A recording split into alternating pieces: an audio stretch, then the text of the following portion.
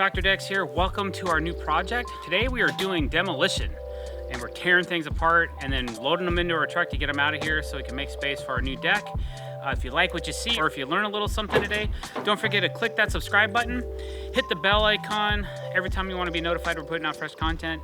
And for those of you that want to learn how to bend deck boards, don't forget to check out Dr. Decks Masterclass. All right, let's check this out. All right, so basically it's pretty much the same footprint except we're extending these two sections of the deck out a little bit more. This one's going to be 16 feet out from the house.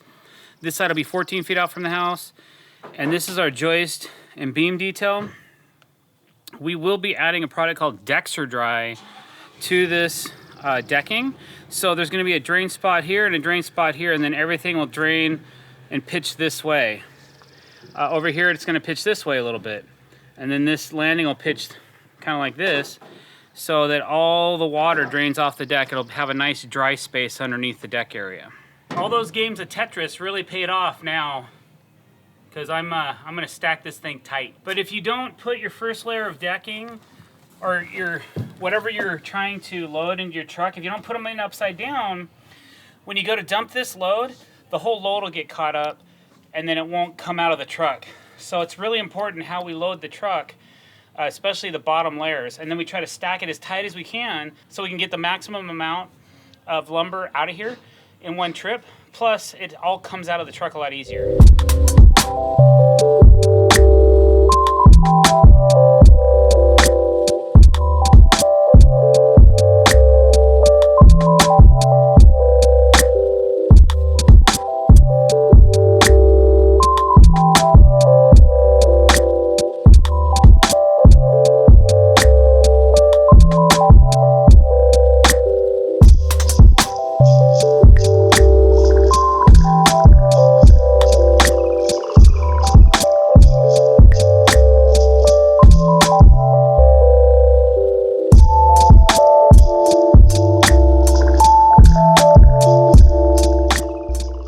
Having fun destroying?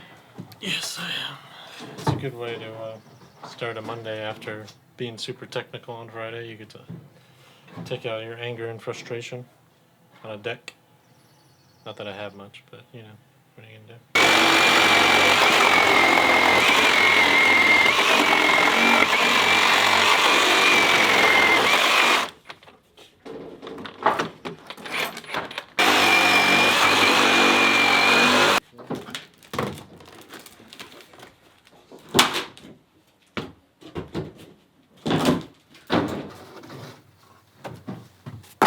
Tell us about this wall technique. Usually, just for safety, I like to build up sidewalls when I get to a certain height with my materials. That way when we're on the freeway, if anything's loose or joggling, it'll be secured by just taking some material and putting it up the side, building some sidewalls for the truck. So it's something I usually do on every demo. It doesn't come out as easy, but it's not that big a deal. Once the tilt is up on the truck, you just push it out and usually it'll come out. Just stacking it like this so that it rides out is important, because I've had guys throw lumber in here before and then I'm the one that goes to the dump, usually after we're done for the day, and then I have to spend 20 minutes digging all the materials out of the truck because they got all stuck because they're like pickup sticks, you know, like this, instead of all nice and flat. And it just, when you dump, the materials are supposed to go like this, not get all jumbled up and stop. And then you got to get out and try to unjumble everything and then back up, and then people that dump are upset with you because you're making a big mess and you're taking up too much space, and they got to call like a big excavator in to move the pile. So it just works better if you take a little bit more time and pack your load right, and then that way it's safe. I'm big on not losing anything on the freeway, not losing my loads on the freeway. I don't want to be one of those guys that caused somebody else injury because something came loose off of my load. So we always try to make them secure. And then we might add a strap or two depending on how well packed it is. I can tell you right now though, it's gonna be packed pretty good. So we have just about all the decking up. All the railing and decking is in the truck right now. So all that's left is the framing and the beams and the posts. So I'm not sure if we'll get it all today, but I think we'll get a good chunk of it.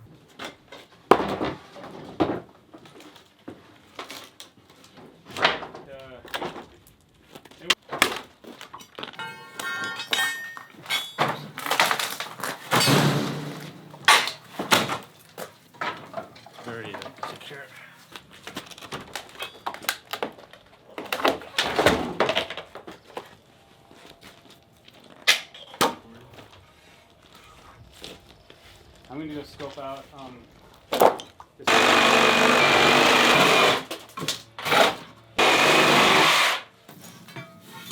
What a nightmare.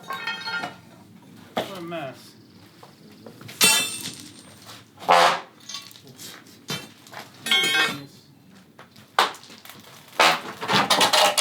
Wow, that was how long, what?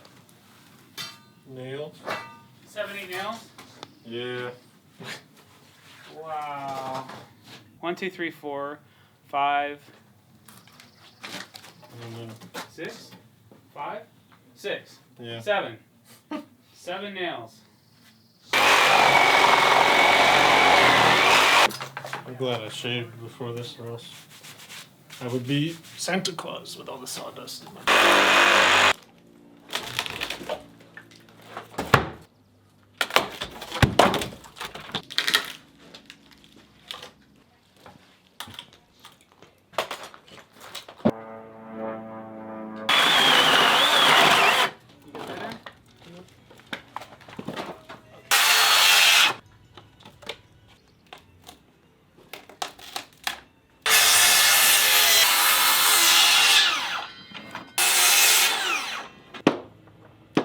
Okay. I think that's good enough.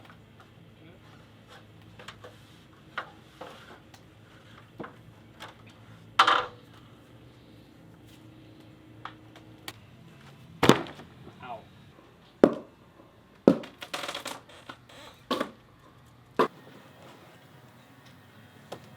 Is it even attached to it?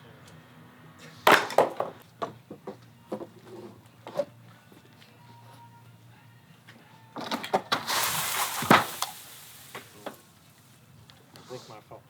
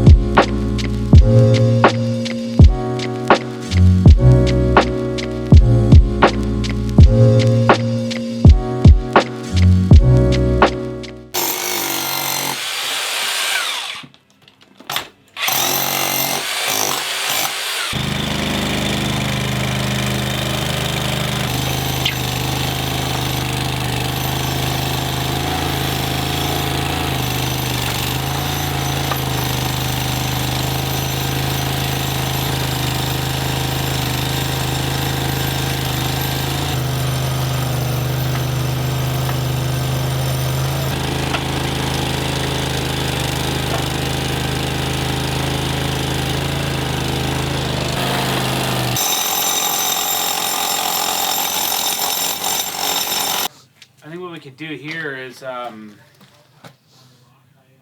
maybe chisel the top and get this out of here, and then when we over pour everything, we'll molly back into this footing, because I don't see, unless I could bring a bigger breaker tomorrow, Yeah. and we could try to rip down, but if there's concrete below this block, who knows how deep that goes. Right. Let's try to drill a hole. I want to know how deep this is. So take a drill bit and drill a hole and see. So it's not very deep. Oh. Sometimes you never know what you're going to run into. We have to put another footing right in the place where this footing was, and we thought it was just a pier block and that we'd be able to kind of bust it out and get it out of there, but there's other concrete that's poured inside of it. So now it's just becoming a time suck, where this one footing could take us all day to get out of the way so we can pour. So we're going to focus on the other footings that we have that are already dug, and we're going to get those cleaned out and ready to go for concrete and try to get those poured. And then while I'm going to get concrete, Nazee's going to work on trying to bust this out of here. I don't have my big jackhammer here today, so unfortunately we're just using this other one, which is doing okay, but it's taking too much time, so we're going to redirect and do this instead. Well, this makes me think of chocolate mousse cake. You ever had that? I think DJ Studio Man's gonna have to bring some out. I've never eaten a mousse. Oh man. Well, they're good in cake form.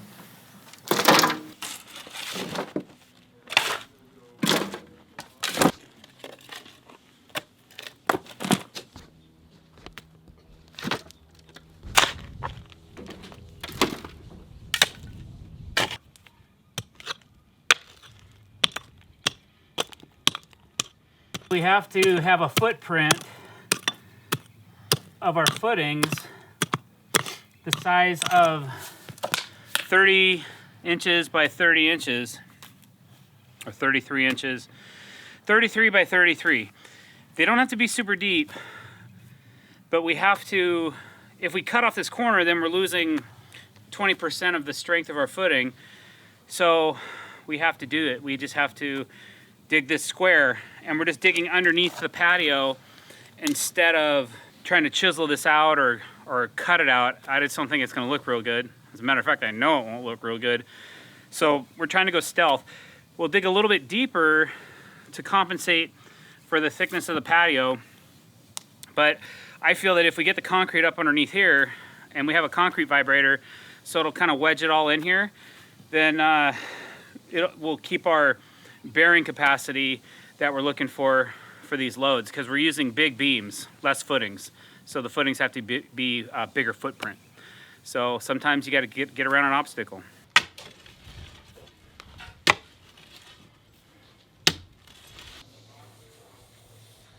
know, there's a lot we could do without prep.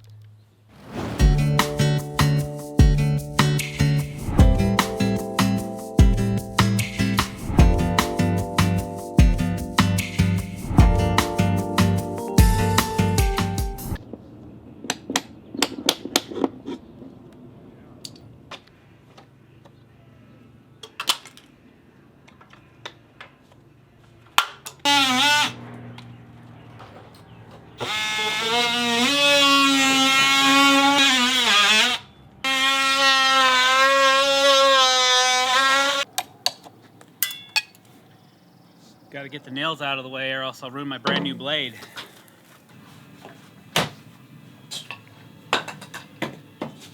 we're taking off all this siding so we can make room for our ledger boards. Obviously you don't need this much room, but we're going to put the ledger board on, and then we're going to G-tape.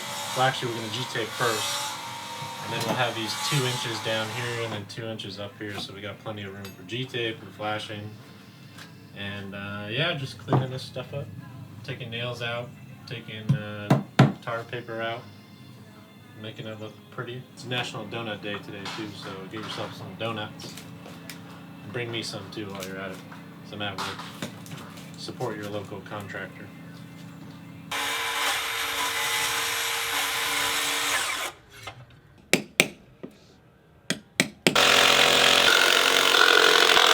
Alright, so now that we've cleaned off our ledger, and before we G-tape, we're going to take these 6-inch timber locks, Fastener timber locks, and you see they've got nails in all of these ledger boards, but the nails evidently are not enough, because even when we were hammering, we could actually move these ledger boards, which is not a good thing when you want to put a deck on something, obviously. So we're coming back, taking these timber locks, going just above these nail spots just to give it that extra connection. And then after we put all these in, once we put our ledger boards in, we'll put even more ledger locks probably at this point to securely fasten those to the ledger here, because obviously we want to make a strong foundation. You don't want to build on crappy ledger boards. So to make it strong, you got to use extra fasteners.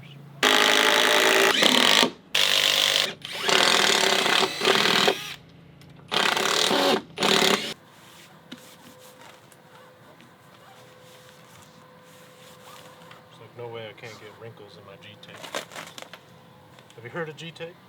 It's the newest addition from the 50 Cent, you know, the G-Unit company. I'm leaving.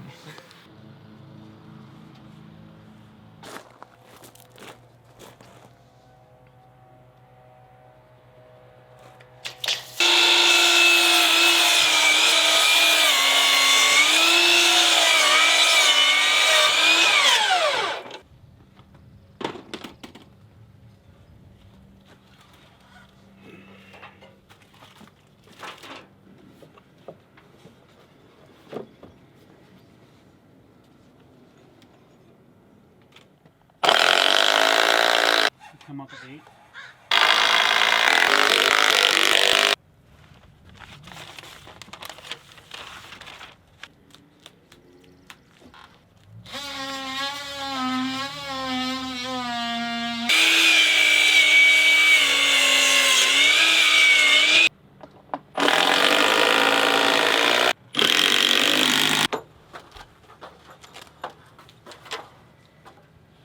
Can you come over here for a sec? Yeah.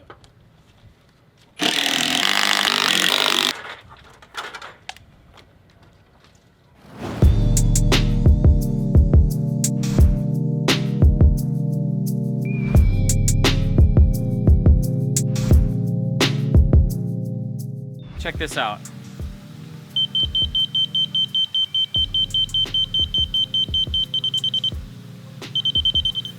So we're checking out our elevations, we're getting our post cut, and we're gonna start putting up these big old beams. All right, so what I'm doing is I've justified elevation on the side of the house. I know I have a figurative number that I need to add to whatever height the laser hits on this grade rod. So what I'm doing is I'm taking this Stabila laser receiver, and I have the laser set up over here, over there. And it's just spinning, and then I'm gonna get the elevation, mark it on my grade rod, measure it, and then add the other numeral to that, and then that'll give me my post height.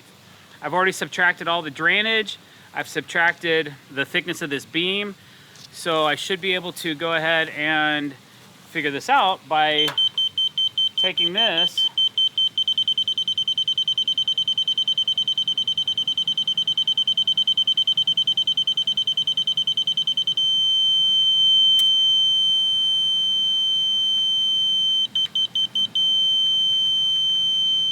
and it's saying that's our money spot. So I just put a little mark on the side of it like that, and then what I'll do is I'll measure this rod 63 1/8. All right, 63 1/8, and 27 1/4 is my magic add number. So I have to add 27 1/4 to 63 1/8, and then that gives me the measurement we need. So I have a construction calculator right here, and it allows me to add in fractions. So I can go 63 inch and 1/8 plus 27 inch and 1/4 equals 90 3/8.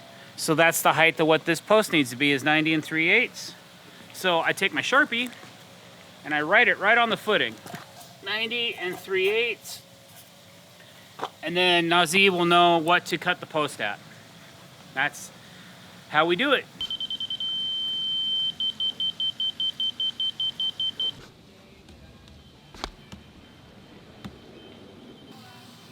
Just making sure it's level, so we don't have a topsy-turvy deck.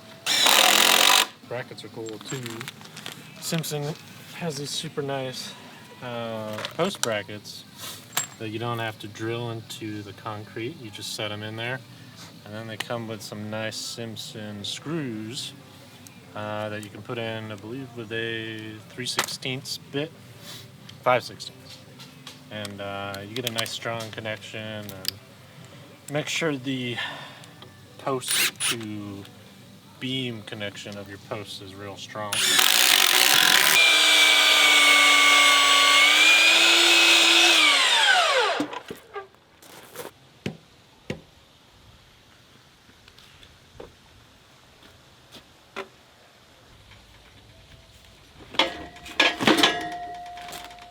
Scooch it back here, back towards the lake.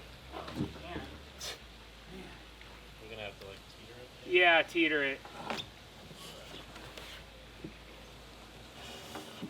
Okay, let's roll it over again.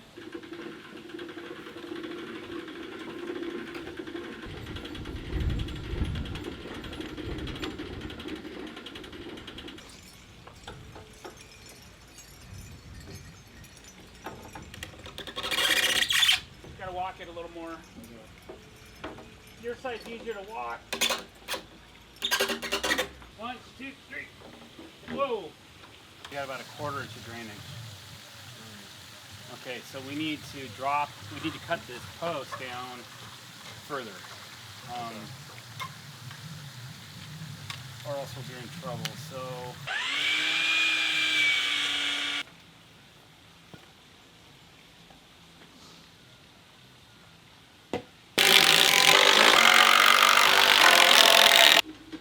Okay, see this? Where this drops? Yeah. I don't think so.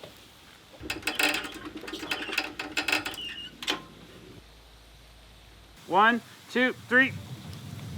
Okay, Excellent. Okay, let's drop the lifts.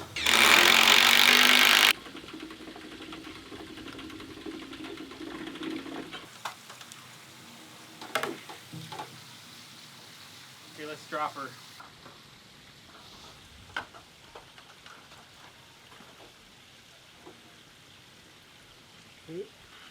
Nice.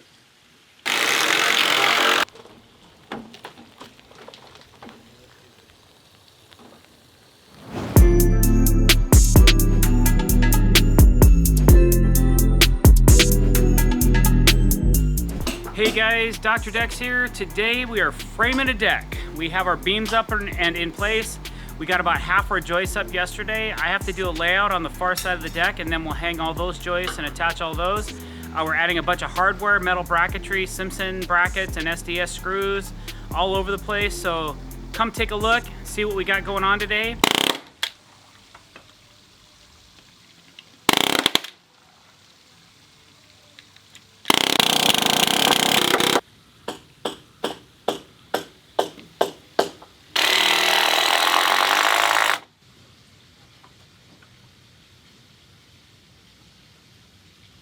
Nas.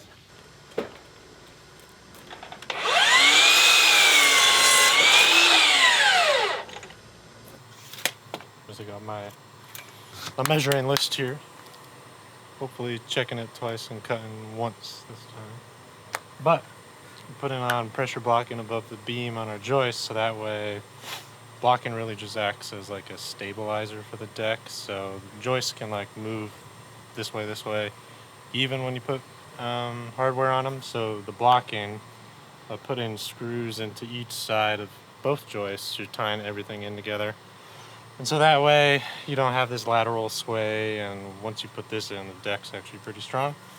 So anyway, just went through and measured everything between the joists, and usually we cut them like a 1/16 short, so that way I'm not really having to take all day banging these guys in and damaging the boards.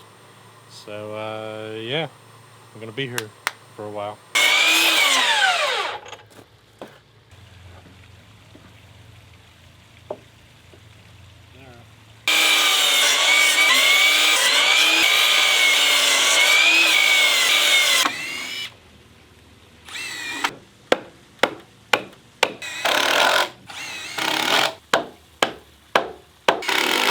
Alright, so I finished laying out the far side of the deck. I have to cut one beam down. Nazi is putting in some pressure blocking, and then we're going to finish grading out the rest of our joist framing, and then we'll start hanging some more joists here in a little bit.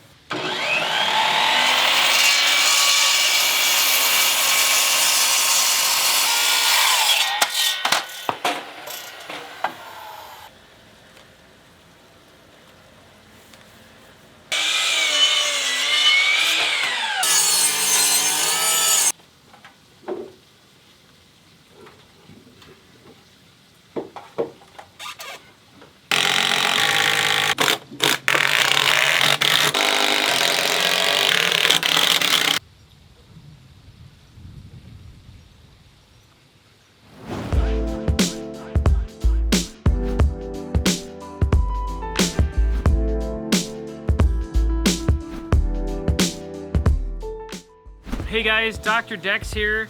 Today we're continuing framing on our existing deck project. Right now, Nazi is working on some mid-span pressure blocking, which helps sturdy up the center of the deck. And I'm working on some 45 corners to kind of build out our edges so that when we start laying our deck boards, we can continue out to a certain distance, and then we'll be able to cut the end grains and put up our final rim joist. All right guys, come on, let's check this out. I think I'm on my second to last one. I should have taken longer so DJ Studio Man could film it all. But we got all our mid-span pressure blocking done, and that is pretty much exactly the same as what you see on the beam. But without it on the mid-span, you can do this kind of stuff with the joist, and nobody wants that on the deck. So when you put it in, you know, it really solidifies the deck, and we use 4-inch timber locks. You can do it with like normal like structural wood screws, but they sometimes over time they can like squeak and not really hold their shape. And these guys, because of the strength and depth they go into, they really make it strong. So, yeah, I don't know. I think it's looking good. It's feeling good. I don't know. I'm feeling good. Didn't get my McDonald's Coke yet, but there's still time in the day. It's almost that time.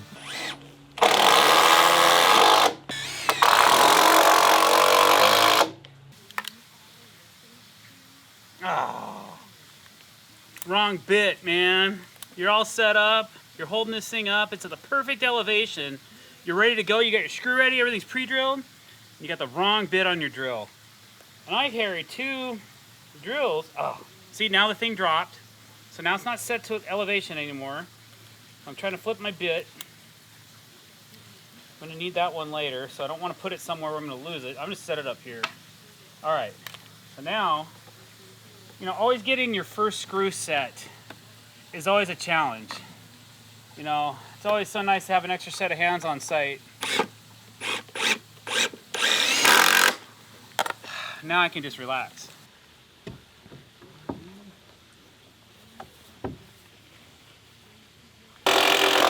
Okay, so we have all of our mid-span pressure blocking completed so far for what we're doing. Now I want to eliminate some of the wobble that we have in this deck. When you get up on the big main deck, you get upstairs, things kind of move back and forth a little bit. So we're gonna put in some V-bracing right now. And what V-bracing is 2x6 on a 45-degree angle, going from the house and attaching to each joist 2 fasteners per joist, 4 inches long, construction legs, not screws, into the bottom of the joist. And that locks this deck in, and it will not move around after we put these V-braces in. So to make it look nice, we're gonna find the center of this beam, and then we're gonna V-brace back from that point. So it looks nice from underneath here, because this is gonna be a paver patio and a place they're gonna hang out, and it's gonna be dry down here, so you're gonna see this stuff. If we end up doing soffiting, we're gonna take the V-bracing down.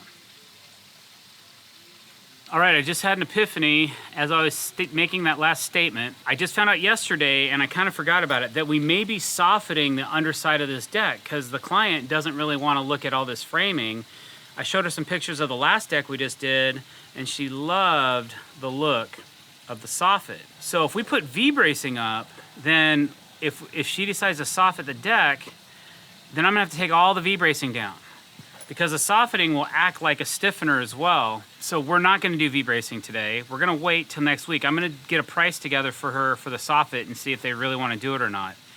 So we might catch up on that video a little bit later next week, or we're not gonna do V-bracing, we'll just pick it up on another project. So sorry about that. I had something securely in my mind, and I just remembered, you know what? If I do this and spend a couple $100 in materials and a few $100 in time, I'm gonna be out $500 if we end up selling the soffit. So for now, we're not doing V-bracing.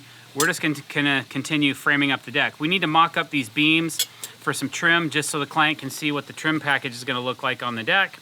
So we're gonna do that next, and then we're gonna start working around the corner. And then I gotta be able to notch for our beam. We gotta open this up. Take that piece aside of that. Well, because we're gonna put a beam right here. We're gonna hang a beam from the wall, but I need to know what's back here. All right, so we're kind of to the stage where we need to start framing up this landing area so we can continue framing this other deck over to the landing. I'm not sure what's behind this wall, so we have to backtrack a little bit and figure out if there's a solid ledge or rim board in here, or if it's just a studded wall, or what I'm up against. So this G-tape, man, it sticks. That's all the fibers from the plywood. That's been installed for maybe 4 days, and it really sticks to it. This is a waterproof membrane tape. You guys see us use it all the time. Unfortunately, I had to take some off because I really want to see what's in this wall. It feels hollow. So like there's some studs in here.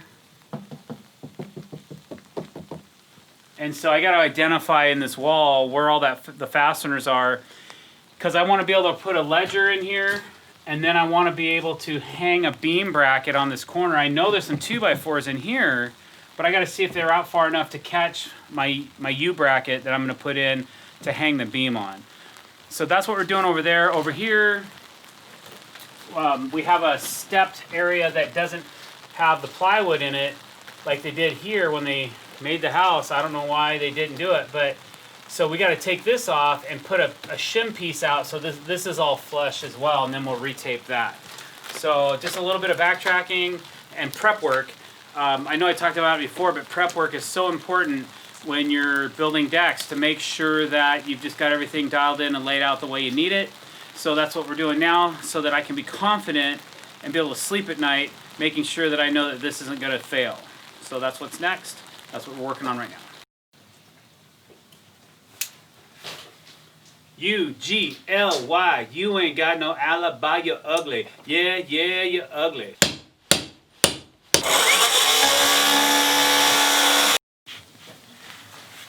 Even this thing has a difference in height.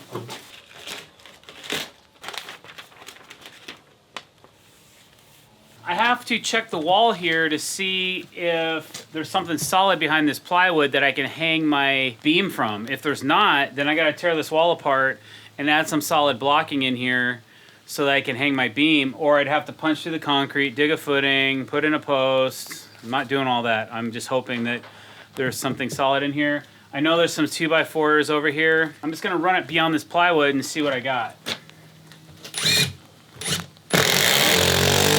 Sweet. So I got something solid. Awesome. So I have something completely solid that I can put my beam hanger on and it will be good. So I'm comfortable with that. So we'll get that done and then we'll be able to start hanging, retaping this, and then we'll start hanging ledger boards and start forming up this landing.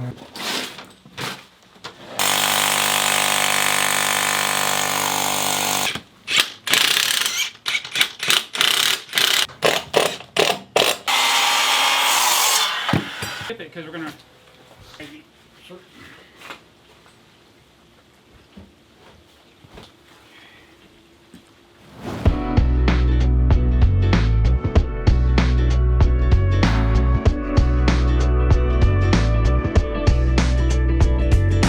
Hey guys, Dr. Decks here. Today we're finishing up some framing, adding some blocking, framing some stairs, and just doing some overall preparation for our decking, which we will be getting tomorrow afternoon. We won't be here on Friday, so we'll be starting installation of that next week. All right, let's go check this out.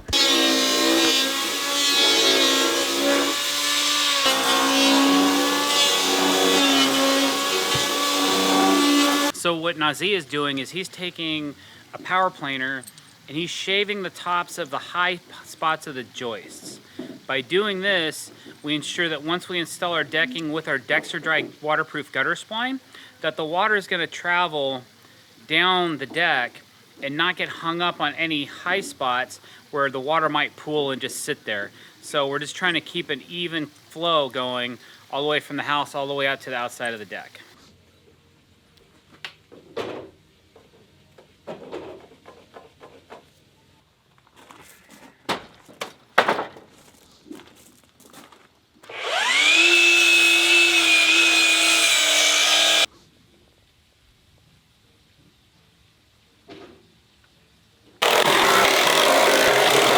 Why are you tripling up that board? I didn't like the way we finished it out. I had a little bit of a epiphany yesterday, and we had framed this landing, and I committed to some cuts. And then as I started framing and things evolved, which they often do, you start off with a plan and then sometimes it changes. And I ended up not liking the way it looked from underneath. Now, it doesn't change the structural integrity of anything. You don't see it from above the deck, but you would see it from below, and I kept staring at this spot and I didn't like it. So I'm just adding some framing into this one section just so it looks nice. So this is strictly a cosmetic thing I'm doing right now. It has nothing to do with structure, but that's why it ended up being a triple. It's all gonna be dry, so it's not gonna rot or decay. It's just something I felt like I needed to do to make it look right, because it looked kind of goofy. So now it looks good.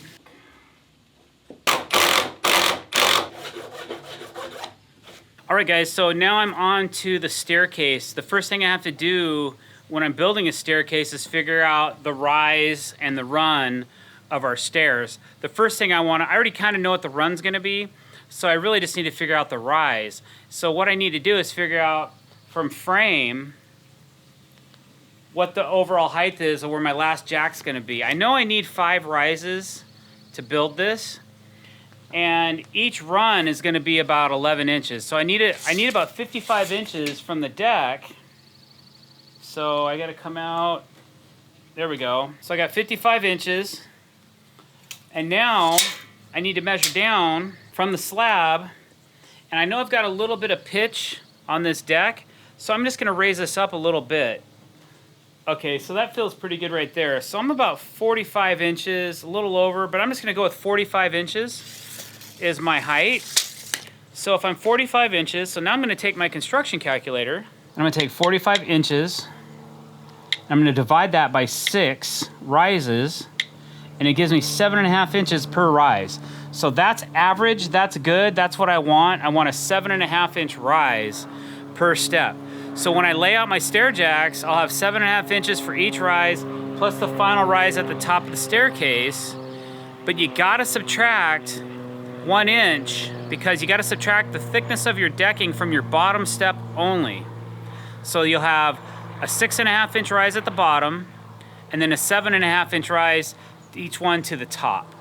And that should give you equal rises. So after you lay your decking down, you'll have 7.5, 7.5, 7.5, all the way up to your landing. Okay?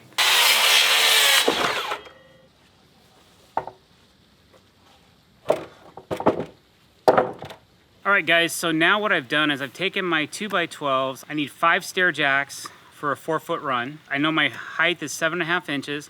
My run is gonna be my decking plus a gap, plus I leave a 1/4 inch of play. So my run is gonna be, let's say 11 inches plus a 1/4 plus a 1/4. So 11.5 inches. So I'm 7.5 and 11.5. 7.5 inch rise, 11.5 inch run. So what I have here is an L square. You can get these about anywhere. And I have these really cool jigs. And these are called squijigs. And these you can't get anywhere. You have to get them from squijig.com. That's SQIJIG, I believe. Cal, you can double check that and put it on the screen. And Squijig, what they did was they took a standard set of stair jack layout tools and put them on steroids, which I really like. They have a really long tail, and they made me these special color, black. Nobody else has these, and you can't get them either, but you can get some nice blue ones with their logo on them, okay? So go get yours today at squijig.com. Anyway, I use these devices to lay out multiple exact runs of the same measurement. So what we do, if you have a 7.5 inch rise, you come up 7.5. Usually what I do, you'll see all kinds of pencil marks on my squares, because I'm gonna come up here and I'm gonna mark where 7.5 is with my pencil. And then I'm gonna come over here to 11.5, and yeah, I've used that one many times. So I'm just refreshing it, okay? So what you wanna do is you wanna create your 7.5 and your 11.5 inch marks right on the edge of your 2x12. What's cool about these, most of these stair layout tools are about as thick on each side. So they barely hang on to the meat of your material that you're trying to trace. But these, once you clamp them on, you have a lot more material that you can use to grab in case there's some wane, or if the board's cupped, you know you're getting the exact trace every time you do a jack, okay? So I got my 7.5 here, so I'm gonna take one of my squijigs, I'm gonna put it on, I'm gonna lock it down right at 7.5. And then I'm gonna come over here to 11.5 on my run side, and I clamp that down like so. Okay, so now no matter where I put this square, even if there's a high knot or anything else, imperfections along this board, my jig is still gonna be the same, which is kind of important when you're doing stair jack layout, right? All right, So now I know I need 5 rises. So I'm gonna start laying out my stairs. I'm gonna start on the high side. This will be my high side, this will be my low side, okay? So what I'm gonna do, I'm gonna trace this. I'm just gonna lay one out real quick. I'm gonna set that to the side. I'm just gonna come back and measure it. Make sure I'm happy. Hello, tree. I'm happy with my rise. Now, it looks to me like it says about 7 3/8, 7 3/8 plus. So I'm not deep enough. Let's see what my run says. 11 3/8 plus. So I'm about a 1/16 off on each of these. Now by the time you finish cutting all these out, so on and so forth, could be having that issue as well. I'm gonna make a quick adjustment on this side. Tighten that back up. Yeah, it changed my angle just a little bit. I'm gonna lengthen this just a little bit as well. Because when you do this, when you do change your angles, it changes everything on your layout. So if you don't take care of it right away, you could be in trouble. So what I do is I mark the back side. So there's 7.5. So basically there's a opposing mark on the other side of the square. When I do my layout, I use that opposing side and I lay it out to my mark on the back side of that number, 7.5, and that's what I lay that out to this mark. That way I know I have a 7.5 inch rise for my next step. Okay, and keep going, and there's your 7.5 inch rise. So you're very accurate. Okay, now I'm 7.5. Now I'm 7.5. So now I've got my proper rise. We'll see how this one did for depth. 11.5. So now I'm perfect. So you might need to make a small adjustment. That's why I don't start laying out your entire jack system if you're not 100 on where you're at for your layout. Okay, but now that I can keep going, I'm gonna look at my backside mark, because I always had a problem trying to figure out exactly where I should put the front nose of this, okay? And that becomes kind of an issue when you're doing stair layout, because the more accurate you are, the better it's gonna be for the overall health of your stairs. Also, you don't want to have more than a 3/8 inch difference in any particular rise on your stair set. Top, bottom, middle, whatever, it'll never pass inspection. Inspectors always check to make sure your rises are the same, at least mine do. It's one of the stickler points around the Pacific Northwest, apparently. So now I've got my 7.5 again. I'm gonna draw it again. Here we go.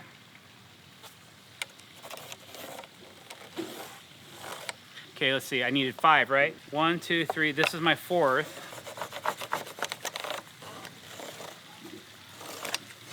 So I need one more.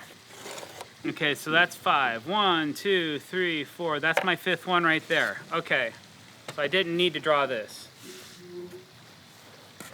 That's okay. Okay, now you gotta remember, this is my bottom step.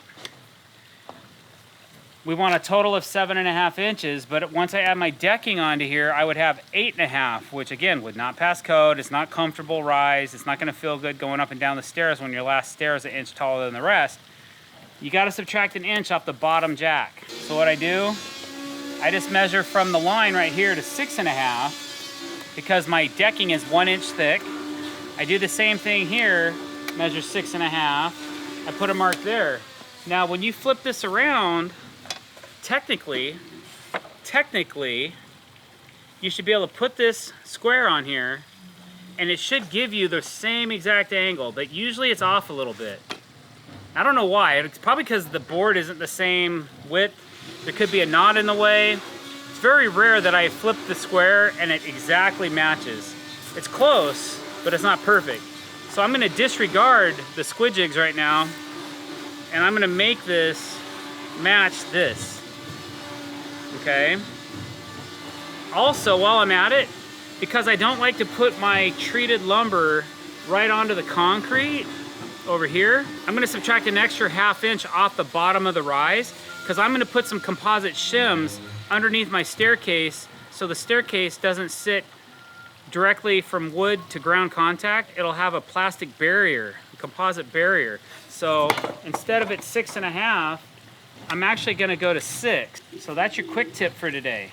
Okay, guys? 6. All right. Again, it's still not quite there, so I'm just gonna tweak this just a tidge. Okay. Now, a couple more things. I'm also gonna add a piece of 2x8 or 6 or whatever 2x material to the nose of each tread. A lot of people don't do that, but I do. It's just the way I roll. So I don't have to take any material off of this jack because I'm gonna add material here and I'm gonna add material here, and it's gonna give me the same distance. But my top step, I have to subtract material from the back side of the stair, because if I don't, it's gonna make the stair jack too thick and I'll have 2 deck boards plus a rip piece. Now, because of the way I'm building my stairs, I've already set up support for it on the deck. So I don't have to worry about subtracting for the thickness of that because it's gonna tuck right underneath there. So I don't have to subtract 1.5 inches for that, but I do have to subtract 1.5 inches for the fact that I'm adding 1.5 inches to the face of each one of these stairs. So because of that, I'm gonna subtract an additional 1.5 inches off the back side of my staircase, like so. But just off the back step of the one stair. I know this is getting a little bit confusing. I've done a lot of staircases. I've learned a lot over the years. I've made plenty of mistakes. So that's my cut line right there. This is no longer my cut line. And usually I'll come in and I'll line this up. And just to finish this cut, I'll go through like so. All right. So there's my layout for my stair jacks. Now, instead of cutting these out individually, I'm going to use this special saw called the Sasquatch that Skill Saw makes, and it's going to allow me to cut all these at the same time. So that's what I'm using next.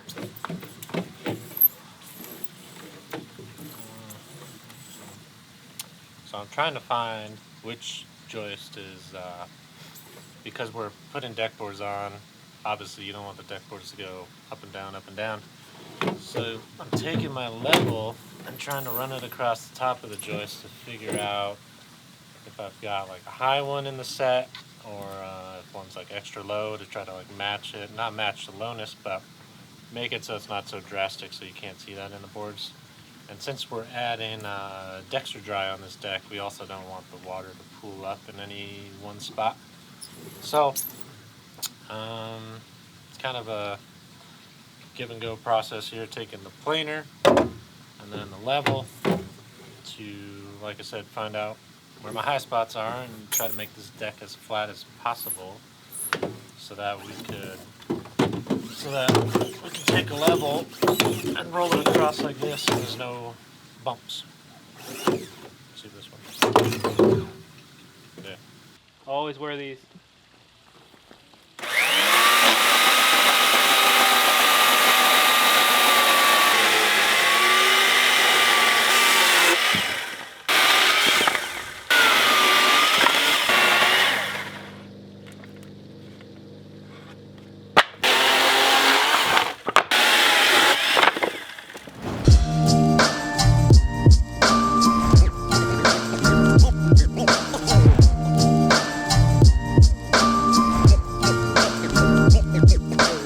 Hey guys, Dr. Decks here. Today we are laying more deck, we're notching, we're fitting, we're lifting, and we're doing all kinds of things for this deck that you've been watching along. We're in the process of laying the deck boards with the Dexter Dry. We have all the Dexter Dry gutter spline installed in the boards. Nazee's boosting them up with a mechanical lift. You guys should check that out, that's pretty cool.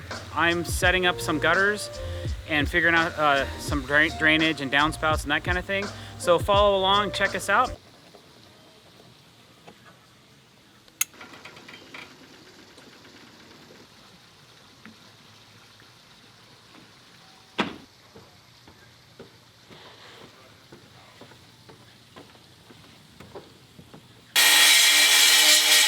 I'm just getting started with the second deck, and I have this little return section that I have to finish up.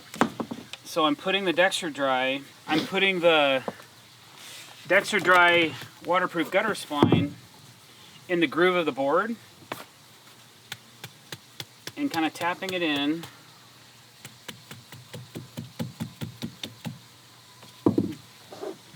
There's these little barbs on the Dexter Dry, and those barbs help keep the water out. Your first initial defense is this top piece. When you compress the board, it makes that tight, so the water most likely will not get past there. If it does, it's gonna have a hard time getting through these other 3 or 4 barbs before it would go around and go out. So the way that we have this designed, there's a relief cut right here, because I have these gutters. Every 20 feet I have a gutter like this one, and then we have a kerf underneath. So any capillary action that the water comes around and under, it'll hit that line and drop. So it stays in the gutter. So that's our initial start. And I have to start 2 small pieces before I can notch the next one, put that in, and then we can start building this out.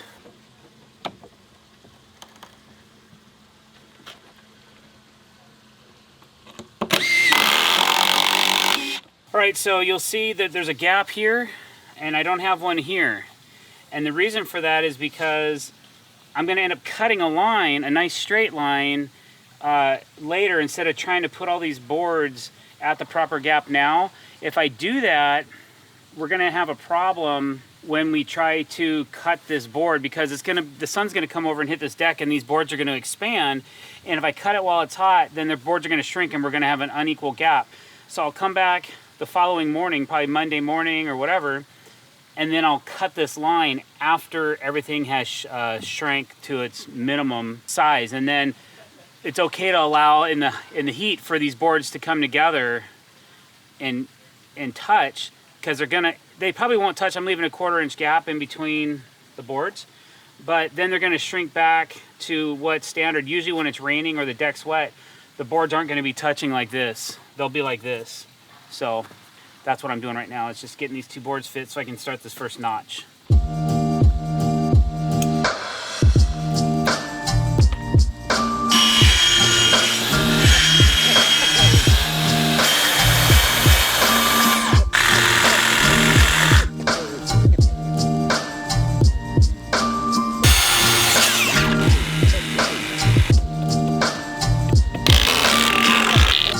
Alright, so I finally got my first piece put in front of the house. I got it notched. I have the Dexter Dry installed.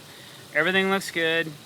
We're going to start bringing these over, and we have to make the relief cut for our gutter system in the upside down part of the board. We got to turn the board over, cut this relief cut in it, and then we have to cut a relief cut in the other side. And that's just so when the rain comes around the decking, it doesn't wick past that relief cut that's in the deck board, and then the water will drip into the gutter. So that's what's next. It's a really important step you got to remember to do. And then we're going to start laying this center section after that. So that's what's next.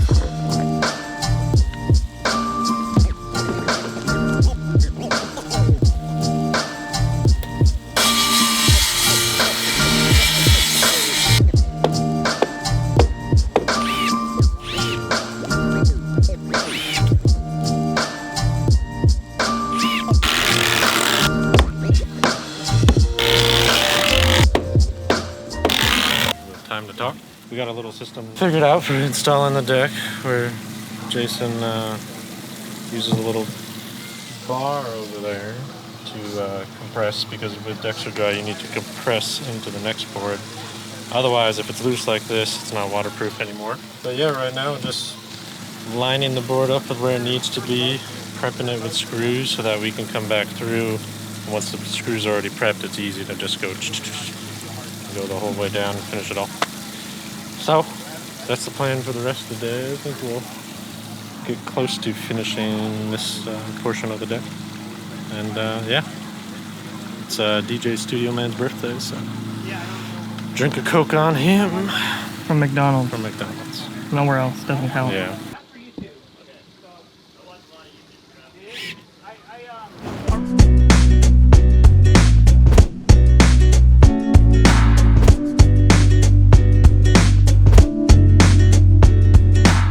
Hey guys, Dr. Decks here. Today we are laying decking, the same thing we've been doing for the last 4 days. But the good news is we have all of the outside of all of our decks done, all the ends are cut. Every deck, every section of the deck ends on a full piece of material, which is really important to me. It looks really good. Now we're working our way in reverse from the corner of the house back to this side of the house and then around the corner. So follow along and see how we do today. If you like what you see, please don't forget to click that subscribe button and hit the bell icon if you want to be notified every time we're putting out fresh content. Thanks for watching. Let's get this done.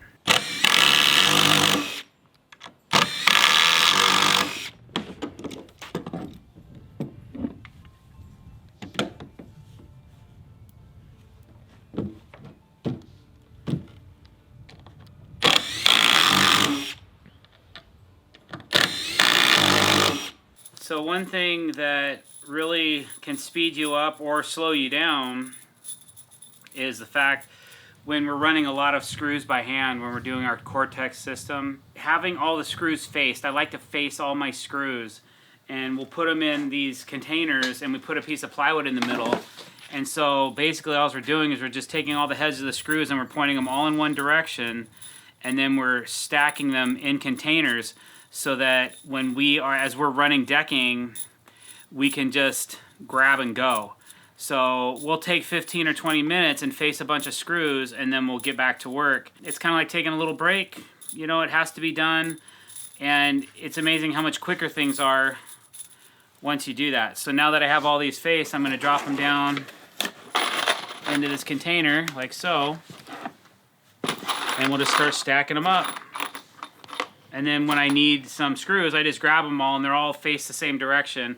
Then I put them in my pocket, and then as I need them, I'll grab them, and then they're all facing the same direction, and that just speeds things up for loading screws and doing your thing. So we're just going to take a few minutes right now and do that.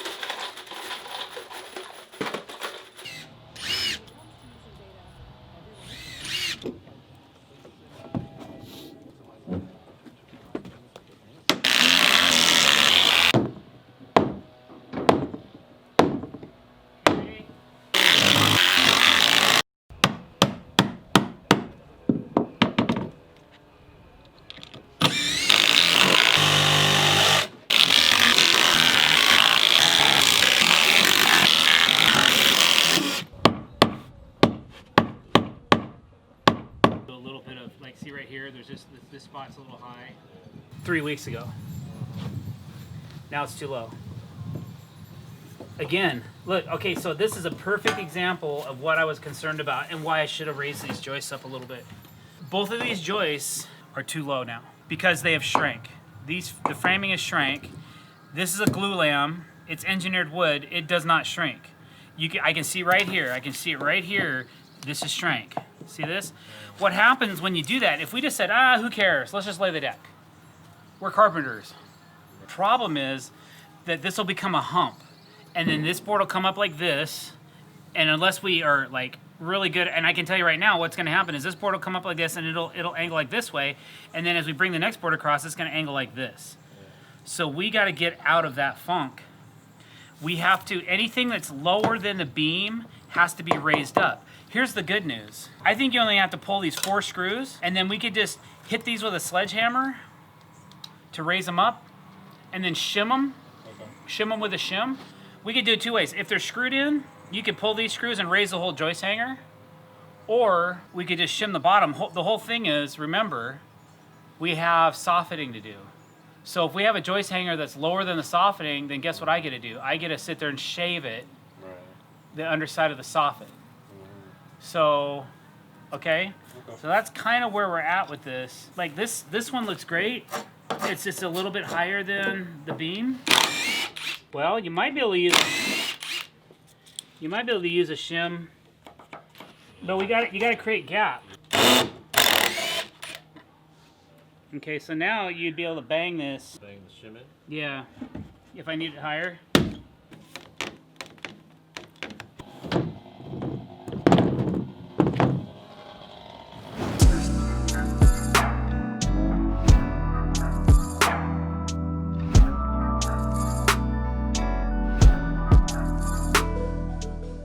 Hey guys, Dr. Decks here. Today is a great day. We have a new person on our job site working with us. His name is Mackenzie. His handle on Instagram is @Dickenzie. So go give him a follow, check him out. He'll give a whole new perspective to the Dr. Decks job site. Welcome, Mackenzie. Thanks for coming to our team. We're really excited for you. So no longer need to ask about any other previous employees on our job sites. All right? Thank you for that. All right, so today we're gonna finish up the landing on the deck. We have a few boards we weren't able to install last week. We're gonna start sealing up the side of the house. We've painted some end grains. I'll show you what that looks like.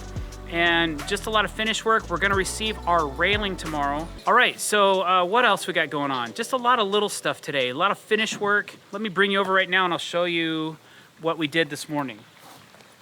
So these end grains on this deck, I'm gonna pull a photo here off my, used to look like this. They were all different colors. See, there's like a gray and then a light tan and then a dark brown or a medium brown. So even though you're not really gonna see those colors when we're done trimming the deck, we went ahead and painted them all to match. So if you look at the deck now, you can see they're all one color. Okay, so if you go up on the main deck, there's also where the deck boards drain into the gutters. We painted all those as well so that it just has a nice look. It's a seamless look and you really don't notice it as much when you walk by it. So it's the little things like that that separate us from the competition. That's why we do high quality work. We're always trying to strive and do a little bit better than anybody else because I'm OCD. Let's get over and I'll introduce you to Mackenzie and we'll go from there. All right guys, this is Mackenzie. He's the newest member of the Dr. Decks team. Came all the way from Arkansas to join us, so I'm really happy about that. He's a really great fit. So any questions you have for Mackenzie, drop them down below. All right, Mackenzie, I really appreciate you coming, man. Thanks for being here.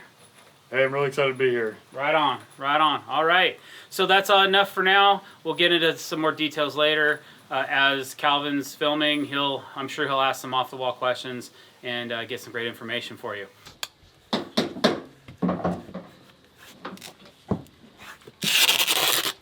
Tricky, tricky.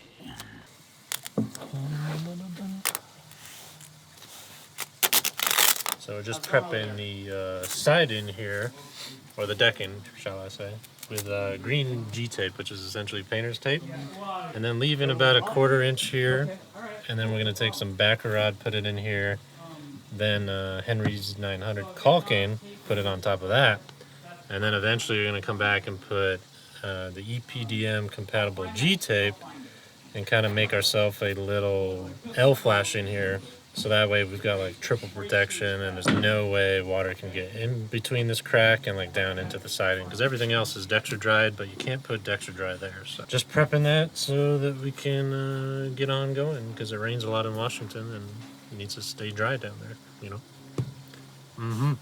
Call it Washington for a reason.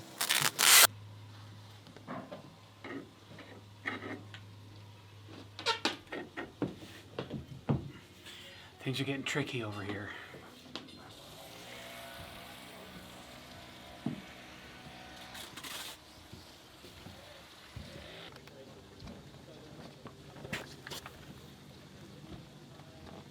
So Mackenzie, What's up? how you doing?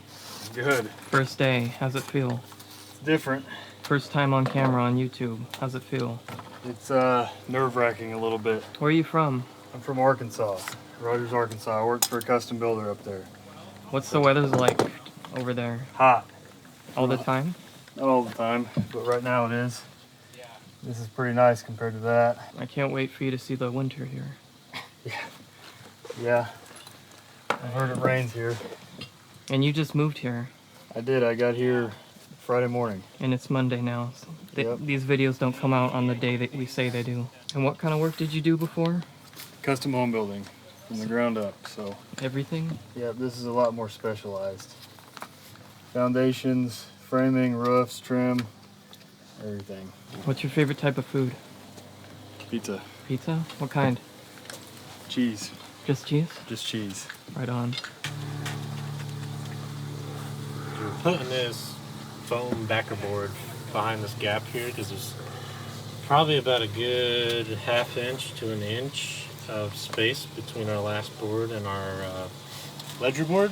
So this way I don't have to put in like, I don't know, 2 inches of caulking in here, otherwise I'd be running out of caulking tubes quick. So this way I can just put the caulking right on top of this backer board and not have to waste so much caulk.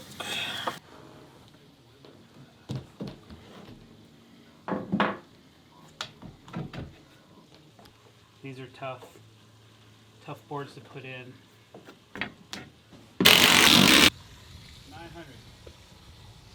It's because we have these large gaps right here.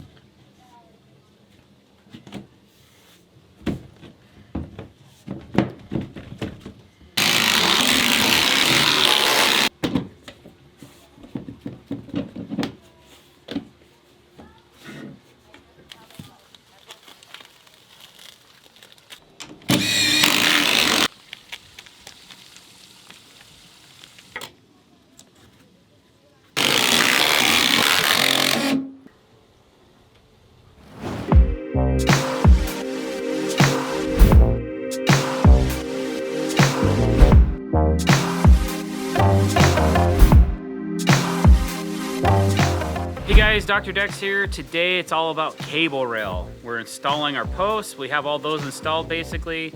We're running all of our lines and getting our wire ready to be tensioned. I'm running top cap materials right now.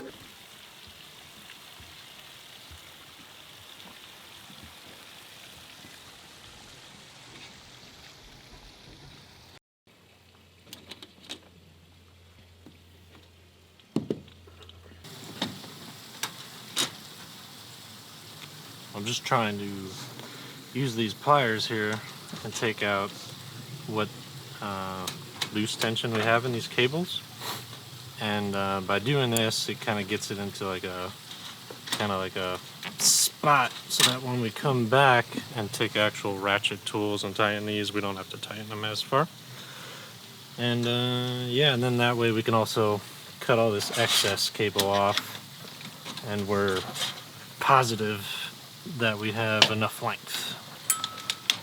So all about the prep work today, and then hopefully we'll get close to finishing this stuff.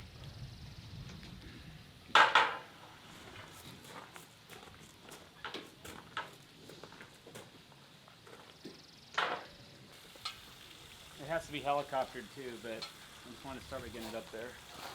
Thank you.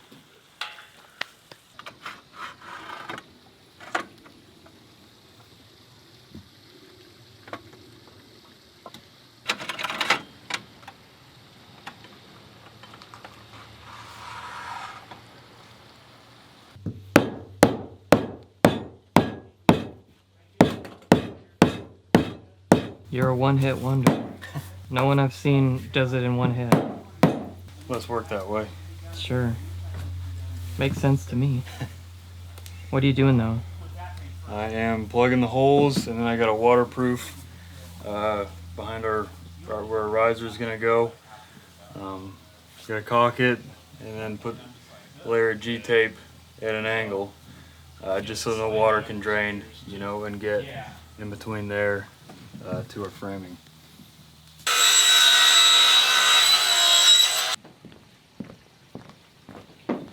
What happened? It's just every miter has to be fit custom, so I'm running back and forth to get everything to fit properly. I don't want to bring a saw up onto the deck because the deck's finished and it'll throw out a lot of metal shavings, and then if we walk on those, they grind into the deck.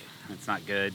Makes a mess. It's hard to clean. So trying to make all my cuts over there. We're still getting some metal shavings on the deck because we're adding fasteners, but that stuff we can clean off a little bit easier than if I'm throwing metal shavings everywhere. That becomes kind of a mess. What happened to this last piece? Oh, it had some, the last piece had a couple defects, some scratches in it, and I didn't like it, so I just cut a new one, which I'm trying to fit right now, and still not quite there. So it's gonna make another mark here. And I'm still long too, so I have some room to play. Oh, hold on. Okay.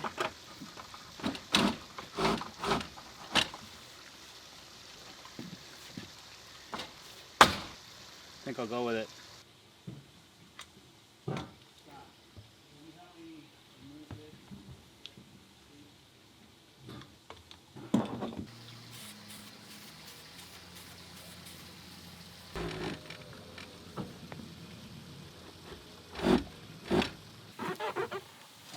Just taping it up with green G-tape so that they can come back through, and even though when we install these posts I put clear caulking all the way around them in the inside and then even on the bolts, we want to make sure that nothing goes through underneath, so we're going to caulk all 4 sides and make sure it's watertight, because we got soffitting down below and we don't want to mess up our soffitting.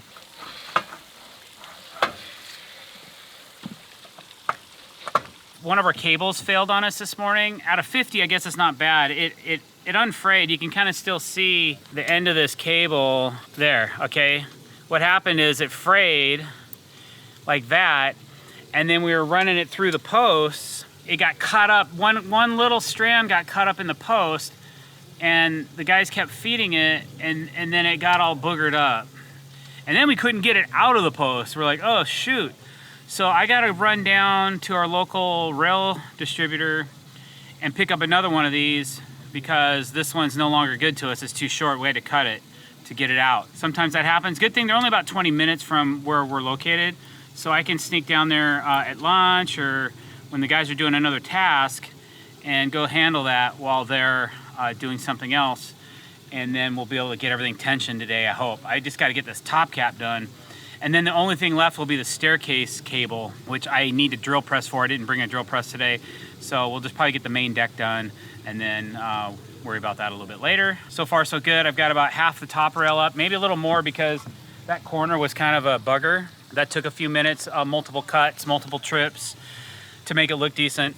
I'm kind of rounding the corner now. I have this piece cut, and then I only have 1, 2, 3 more pieces of railing to make. Well, 4 actually, with a splice in it. So everything's looking good so far. I'm happy with the way things are turning out, and we're just short a cable. So that's your update.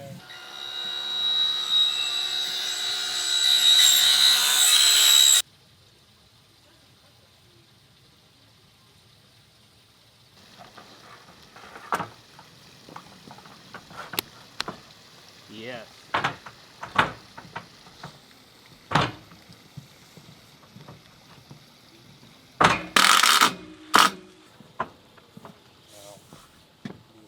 Oh, okay.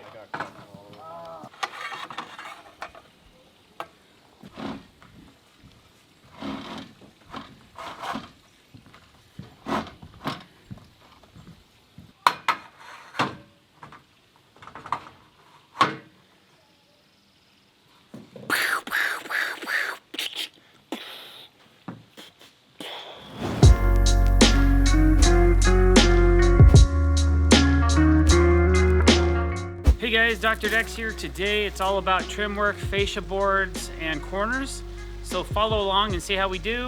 When you're doing exposed screws, because a lot of our stuff on our decks is called Cortex, which means it's a hidden fastener and a plugging system. But if we're not using Cortex, like this fascia board is only 1/2 inch thick, we can't run a Cortex plug in it because it won't hold, at least not over the long haul. I don't think. So what we're doing is we're pre-drilling, and then we're putting color match screws in, so all of our rows are exactly the same and all of our spacing is the same. So it looks a little bit nicer when you look up at the deck and you see the screws. At least they're all at the same elevation and the same straight lines, and it looks really nice. So we're just doing a pre-layout where we put our screws in at a specific area, and then it makes it a little bit easier when you go to install a board as well. So Naz can take this board now, go over there and set it up and install it. I'm laying out the next board, and it's just kind of a rotation system like that, where we're just working from one end and working all the way around the other side of the deck. Obviously can't see the gaps on here, but there's gaps on the bottom, so I just wanted to space them out evenly. Otherwise it's pretty handy dandy. When Jay made these corners on Friday, you can just slip into the little groove section and you hide all your ends of the cut, so gives it a nice pro look.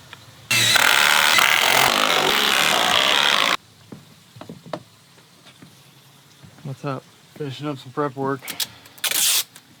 Then I get to finish caulking.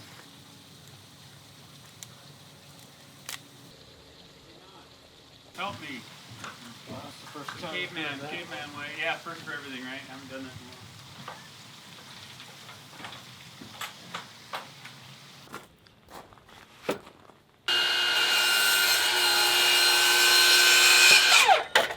So I just put a new Diablo blade on this saw. It's very high tooth. I think it's 60 teeth. Yeah, 60 teeth on a 7 1/4 inch blade is equivalent to like a 100 tooth 12-inch blade.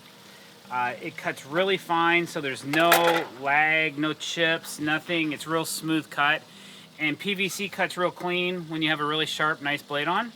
So that's what I like to cut my PVC cuts. Any finish cuts will do on this little Metabo HPT 7 1/4 inch saw. It's designed for trim. It's very accurate, and when you put a nice blade on it, it cuts amazing. So that's what I've been rocking for this entire trim set that we're using right now. So that blade is top notch. So you can come in on that and see how clean the cut is. There's no chips or anything. And as far as kerf, it shows very little kerf as well on the edge of the board. So that's a nice cut. Let's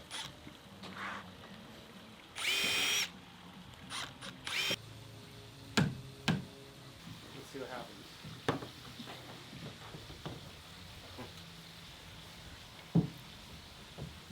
You're probably not going to be able to install it like that. Well, maybe.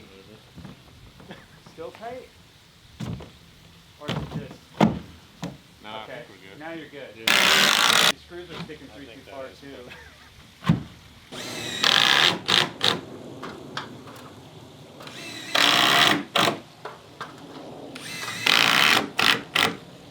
I've got this fascia coming in here, okay? And then I got a piece of fascia coming this way, but this is full width. Yeah. This is only 2 inches, okay?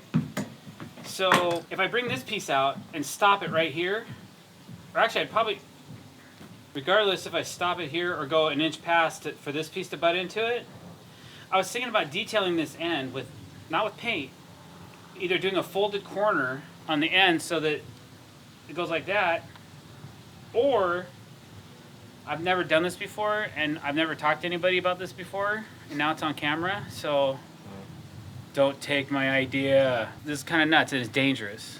It's really dangerous to do this. I've already talked to AZEK about this, and they want me to do the R&D on it. But I'm gonna take and I'm gonna shave the capstock off a piece of decking. And then I'm gonna glue it to the side of the deck board so it looks like it has end grain going around with 2P10, and I'm gonna file it all down, maybe do a little touch up if I have to. So this end grain that's facing out actually has grain on it. I said, hey, can I get a sheet of just the capstock material? Yeah. They're like, what are you talking about, doctor? That's Where are you going with this? I'm like, well, so then you get a, you're trying to like type it all out and explain to somebody what your concept is, and they're all like, I don't know, we don't know. So if it becomes a thing, problem is, I'm gonna do this on my table saw, dangerous. So don't try this, guys. What I'm about to try, don't try it. I don't recommend it, I don't endorse it.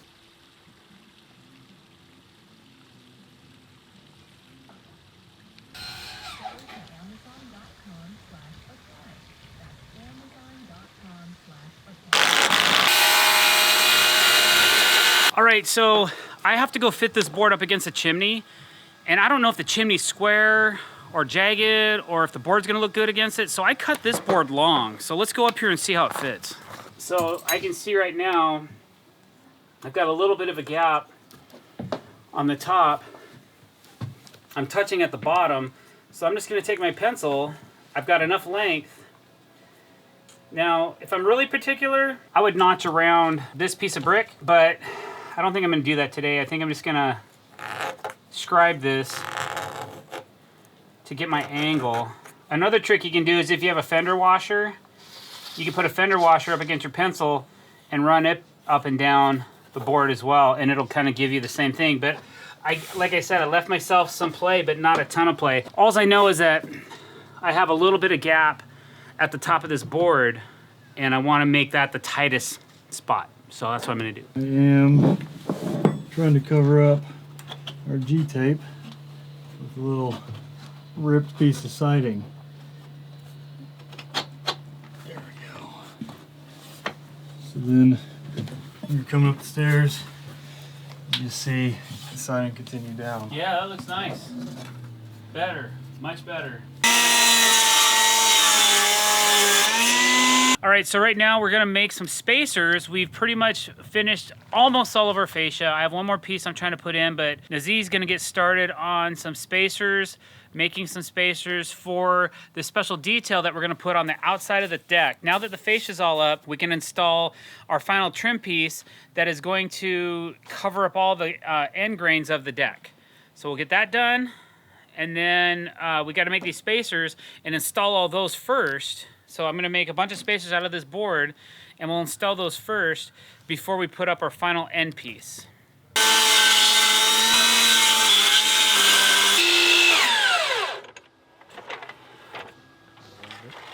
How many of these do you have to make? 100. 100. Apparently I'm like the king of multiple cuts. What we cut on Jody's deck? Like, I mean... Oh man, all those, holy smoke.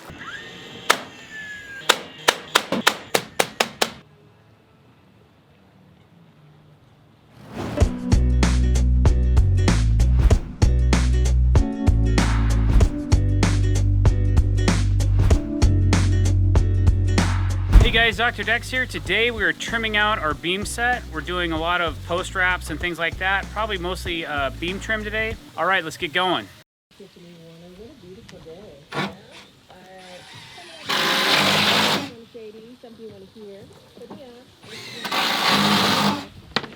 So sometimes when you have a lot of the exact same repetition, because we're wrapping this beam, I stack all my fascia boards in a nice square pile, and I lay out one board, and then I keep drilling through to continue my layout, so I don't have to keep laying it out every time. It's a lot faster. So this is not a very long bit, but if I drill it right, I can get through 3 boards. So I take 2 off, and then I have the marks for the next set, and I just keep doing that until I'm finished, and then that's a really fast way to lay out your boards.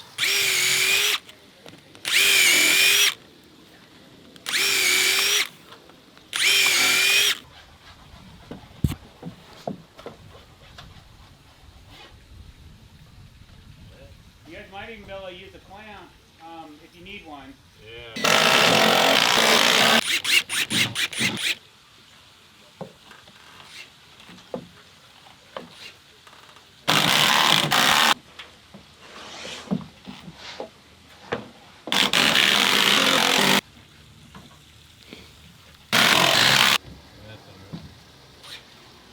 So I talked a little bit in the introduction about what we're doing today, but basically what we got going on is we're finishing out all these beams, these glulam beams, putting in a piece of 5/4 by 6 AZEK or 1 by 6 AZEK deck board underneath, because the beam's 5.5 inches wide, so that's the perfect width for that.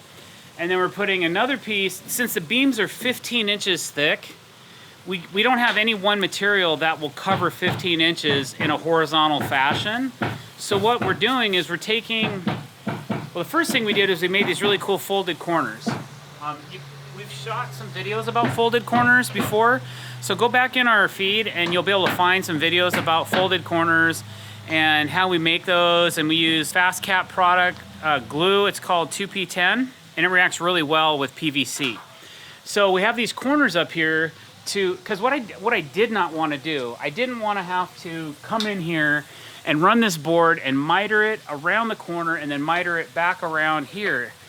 It would never look as nice as what we got going on now. And in the future, those miters are gonna separate. These folded corners will not separate, and it's just a little bit more work to figure out the detail on it. So what we did was we put a layer of 1 by 6 AZEK on top of the beam. We hung it down 3/4 of an inch so we can get our soffitting in there, because we're putting in tongue and groove pine soffit. And then we're putting a piece of 12-inch thinner fascia below that, and that 12 inches ripped down to 10 1/8, 10 1/4 minus, 10 3/16.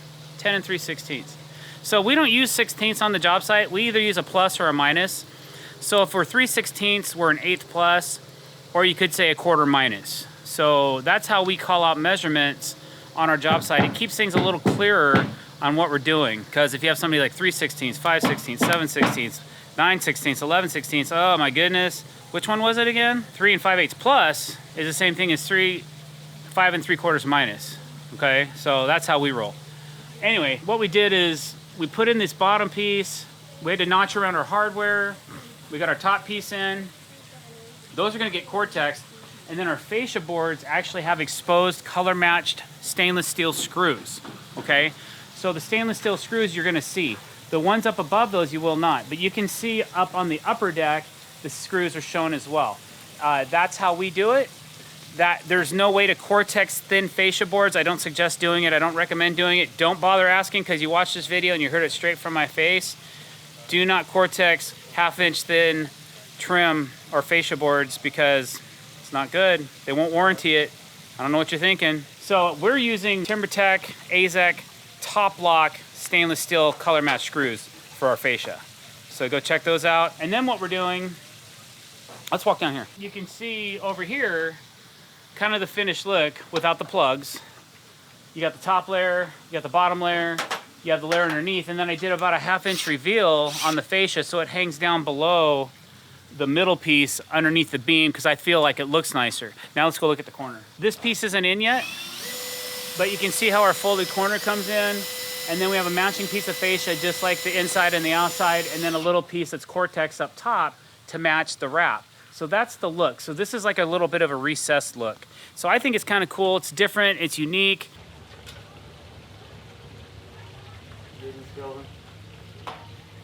Yeah.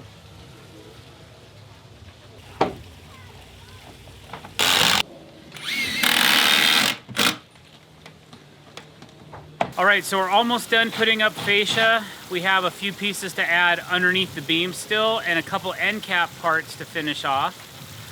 Then the guys will probably Cortex all the beams and everything we've done so far. I think after that, we can start wrapping the posts. So we're almost done trimming out the beams, and then we'll get to the posts, and then tomorrow we'll probably start doing some soffiting. I'm not sure yet. I have a couple other things to consider still, so that's where we're at right now, and things are looking good. I'm really happy with the way the beam wrap turned out. Man, it's beautiful. So I'm sure the client will be really pleased with that. And everything else is looking great. The guys are making it happen. We got a lot done in the last 4 hours, so I'm really pleased with our progress. Everything's looking really good.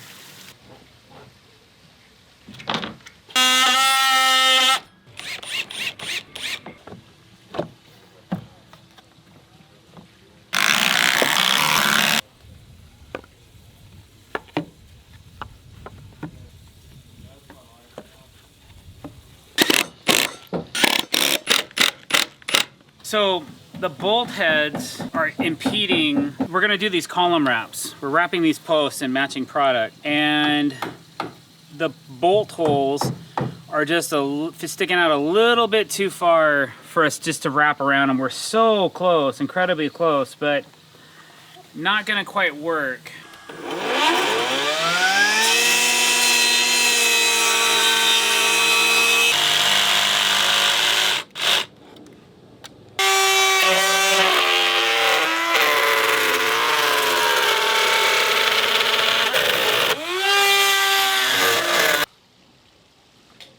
I wanted to use this little laminate trimmer for this task, but it's not going to work.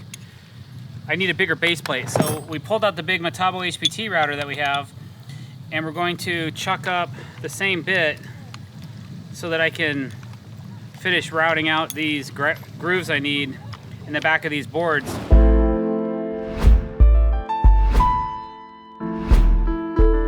Hey guys, Dr. Decks here. Today we are doing some final touches to this deck before we start on our soffiting. The guys might catch up to me on some tasks, so we might end up starting the soffiting before I finish some of the other little things that we have to do before we're complete on this deck. Right now I'm working on some thresholds, and the guys are just caulking up a few spots because it's a waterproof deck and we just want to make sure we're bulletproof on no leaks. So I got some Cortex plugs here, and I got some short screws here, and then I have some longer screws here. These are Cortex screws as well. So a little bit of everything going on today. All right, let's check it out. All right, so one of the things I had to do is, because the deck was a little bit lower in this space, I had to make a couple special thresholds to go between the decking and the door so water doesn't creep up. If there's a big storm or a heavy rain or something and water hits up against the house, I wanted to make sure the water couldn't get back behind there. So I've made these thresholds that will keep the water away, and it looks nice and it kind of fills the gap. So the reason for that is because this deck has drainage and the house has multiple projections. And where we started the deck is where the initial projection was, so there's not much of a threshold gap there. But then this side of the house is an additional 4 feet out. So there's about a 1/2 inch gap because we couldn't, if we kept this side of the deck high, it would have messed up all our beams and framing, and there was a long drawn out thing. Dextradry helped me figure that out. Those guys are pretty good about, if you want to use their product, how to do it, training, getting you guys looped in, learning a little bit about their product and how to frame the deck as well. They're really good about that. So that was the decision we came up with, was that this section of the deck had to be a 1/2 inch lower than where I started 4 feet back from this point, because if we didn't, then it would have messed up all of our beams and framing. So that had to be calculated like when we were first building the deck. I probably, if you go back a few videos, you'll see that.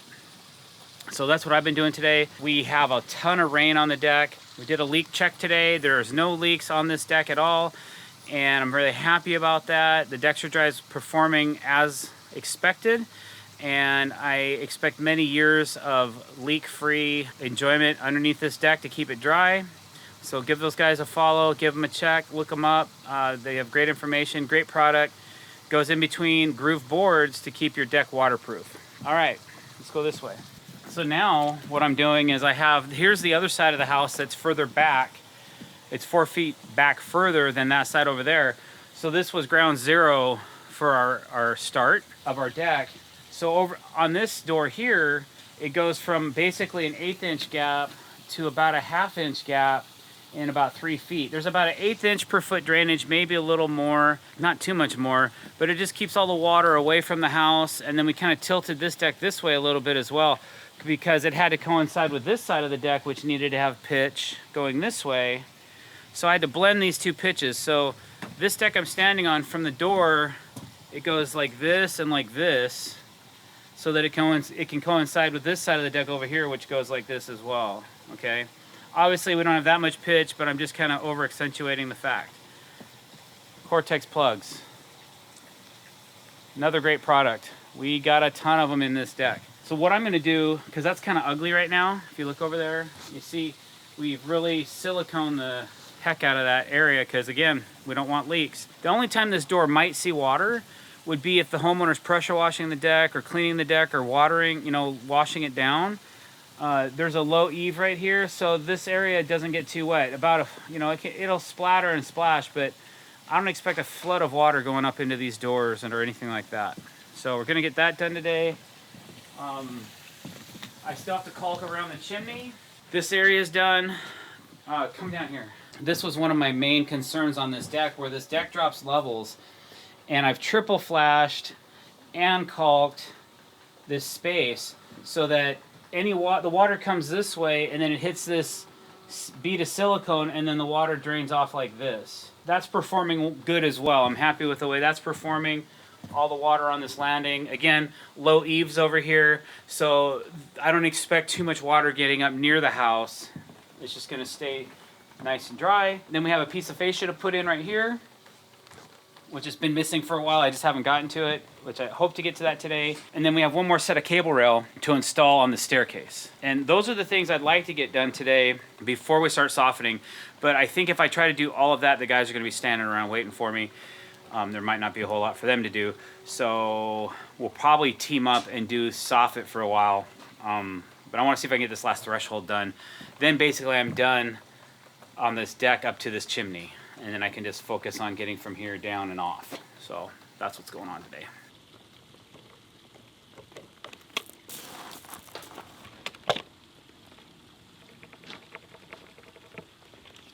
So I'm cutting up a $15 piece of material for this little sliver. But if I don't do it, it's not gonna look good, so be it.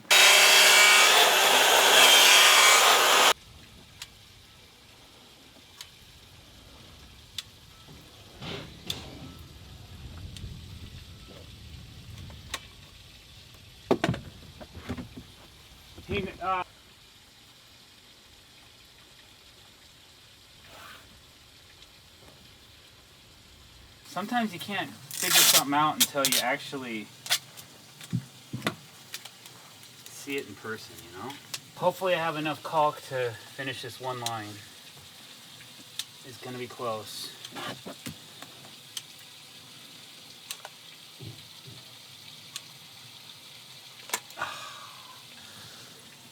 Quarter inch to spare.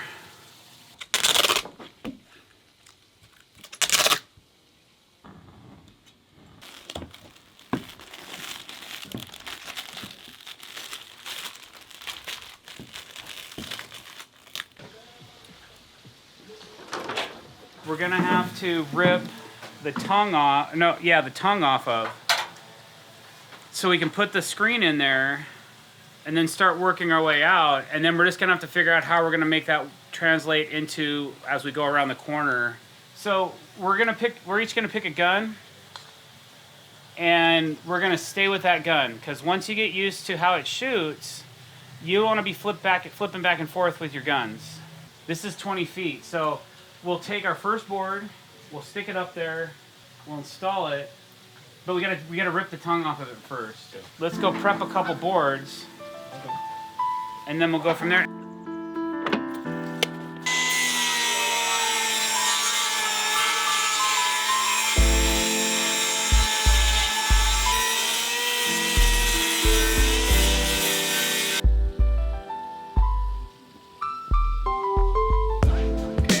I should have a spacer probably.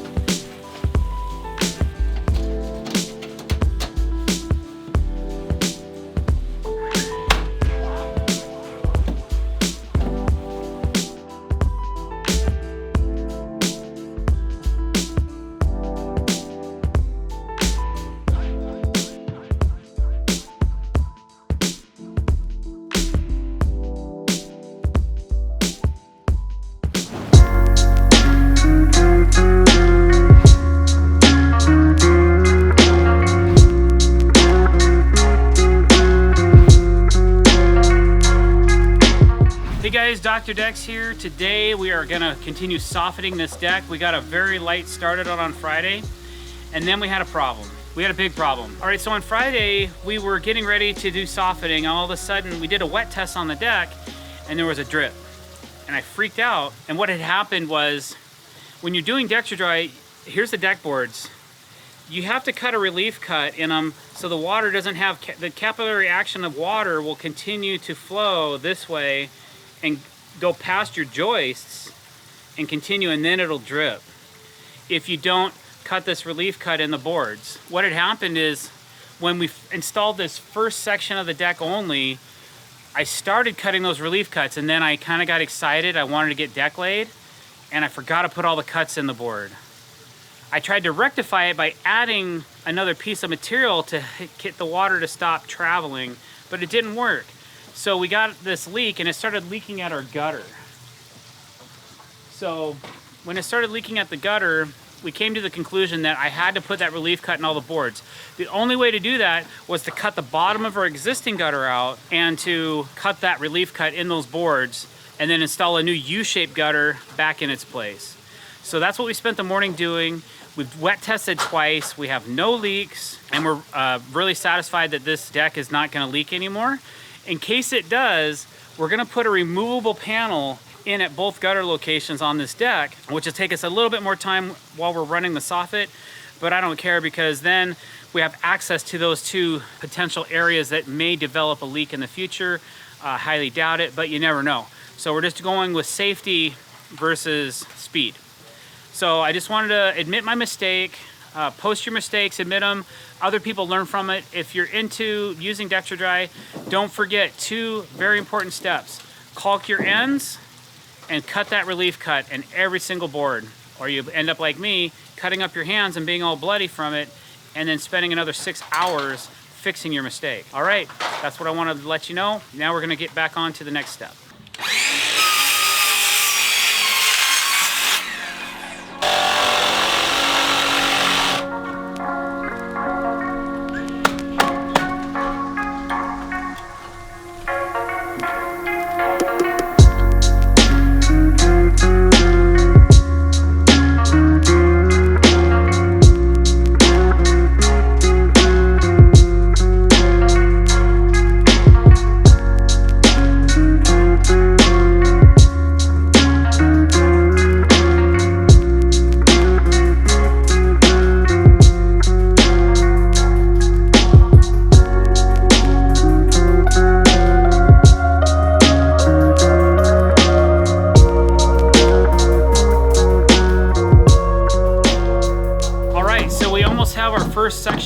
soffitting installed. The guys are just working on the last piece that needs to go in. And then we are going to continue on to the next section. It's hot out, so we're going to wait to do this outside edge until tomorrow morning when it's nice and shady. So we're just going to try to stay under the shade and stay as cool as we can today, instead of it's supposed to get up to 90 degrees. So once they get that piece in, we'll finish nail that in, and then we'll continue on to the next section. What we decided to do is, because I had to mend this gutter, and this could be a potential leaking issue in the future, we're leaving a gap here, and I'm going to put a piece of trim up after this is all done, so that we can remove it if we ever need to in the future to get access to that gutter and to the gutter that's also down the way. So feeling solid about that, and we did a lot of leak testing, water testing today, and everything looks good. So we're getting a lot more progress than we did last week on the soffit. We're feeling good about that. So we just finished this one section. We have this little section to do in the middle, and then the bigger section to do on the far side probably tomorrow. How's it going? It's going. Nas? Let's go. It's just your typical behavior for a Monday. Everything fights you, and you hit your head on the lights, and wood's hard to get into the spots, and yeah. But we're here. We're living. And yeah, I don't know what else to say. It's sunny out there. Mackenzie's measuring. Do you know what else to tell us? We're just trying to get this last piece in. It's kind of difficult. We've got to maneuver it up and in and get our groove fit around this tongue. That's why Nazi makes big bucks. We'll make it happen. We're not, because if not, we're just going to run into issues. So like, see this one?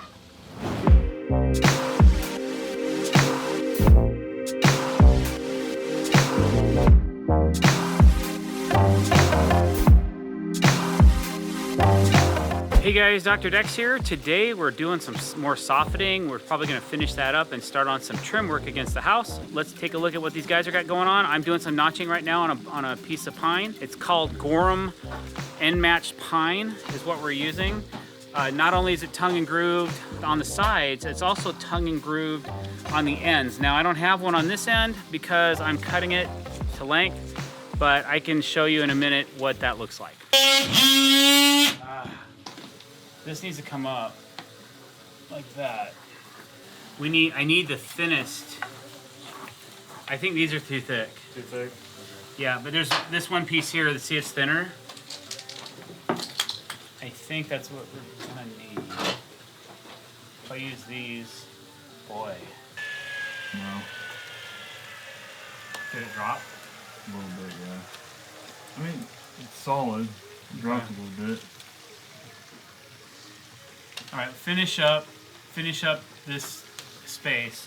I'm gonna start notching this.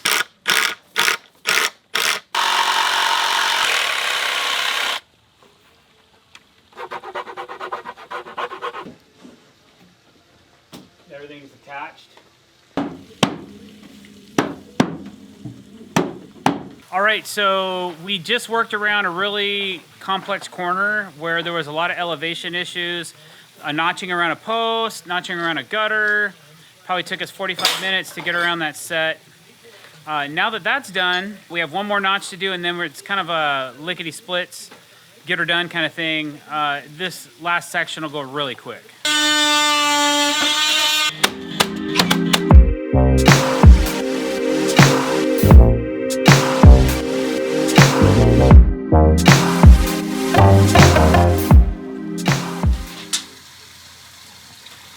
You put that thing on silent mode? No, you just didn't hear it. No. So when we first demoed this place, we labeled all the trim that we took off the bottom side here of our ledger board. But of course, even with labeling it number-wise, I couldn't remember if we started number 1 over there or number 1 over there.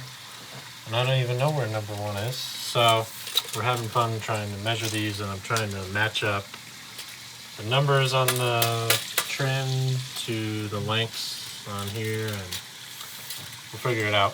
It's just gonna, I shot myself in the foot on that. Guess we'll have to get a wrench.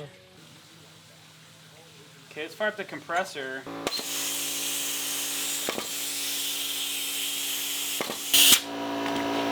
I don't think so.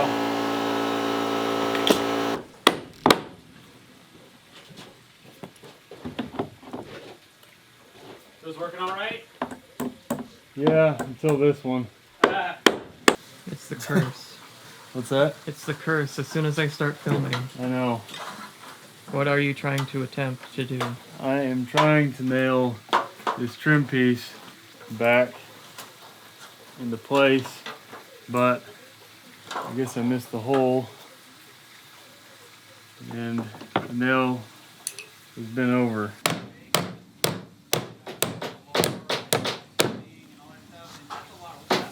That was easy. You know?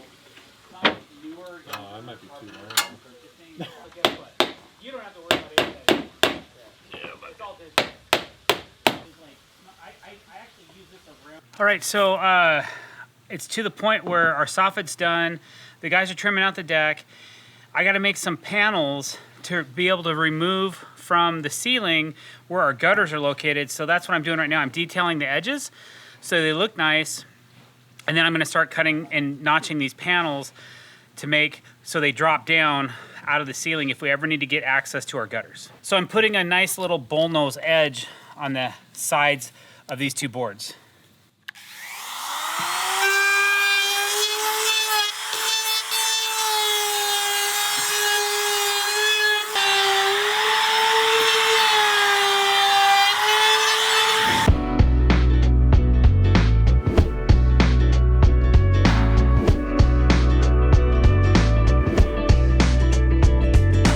Hey guys, Dr. Decks here. Today we're doing our finishing touches on this job. I'm running a little bit of fascia here and there. The boys are working on a privacy wall that was here originally and the client wanted us to rebuild, so that's what we're doing there. So if you like what you see today, don't forget to hit that subscribe button and hit the bell icon as well if you want to be notified when we're putting out fresh content, which is usually 5 days a week. And for those of you that want a little bit of your own Dr. Decks merchandise, don't forget to visit our merch store. Link is in the description down below. All right, so follow along. Hope you enjoyed today's video, and let's see where we end up. We should be finished today, so. All right, let's go. All right, so just some finishing touches. Usually when I do my stairs, I like to do a double wrap fascia so it steps down and matches the deck detail. So I just finished installing this piece of AZEK, TimberTech AZEK fascia. That sits right below here. It's all notched up and looking good. I put this piece on as well today. I did another glued end grain. I thought that was kind of cool. And then right here, I have one more piece to put in. So that's what I'm making right now. And then this all is like covered. It all looks really nice. And so when you're coming up from the yard and you look in here, it's all finished. I'm not finishing under here because there's a step off in this deck and we may develop a leak right here.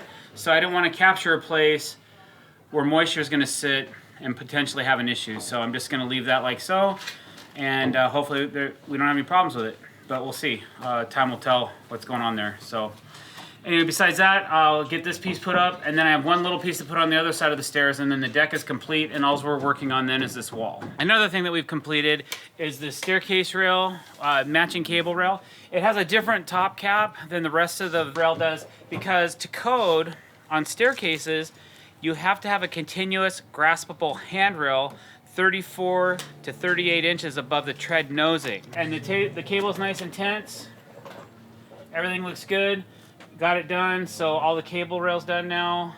This one took a minute. I have a time lapse on it on my Instagram page. If you guys don't follow me on Instagram, my handle is the @ symbol, drdecks, @drdecks. So go check that out. We are putting our white cap or whitewood end cap on our wall. Getting our mark so we can notch it into the concrete like these studs are notched. So anyways, so I wanted to cover up all this frame. I poured a little concrete to fill in 2 old holes for the where the old deck was, the old post. And I poured a little, I didn't have any sugar water or sugar available this morning, but I found a Red Bull in the client's refrigerator in the garage. So I took the Red Bull and I used it like sugar water so I could do an exposed aggregate top just to try and match the concrete a little bit better. I'm not a world-class concrete finisher, but that's about the best of my ability. You use sugar water on top of wet concrete to retard the finish so you can give it an exposed aggregate look. And that's what I did. It just needed a little bit of sugar. The sugar does that to the concrete. It'll keep the top layer from hardening, and then you get this exposed rock look on top. And I know it's not perfect. It just makes it look a little bit better than if we just left it smooth, which I'm sure they would have been happy with that as well, because we took the time just to make it as nice as we possibly could.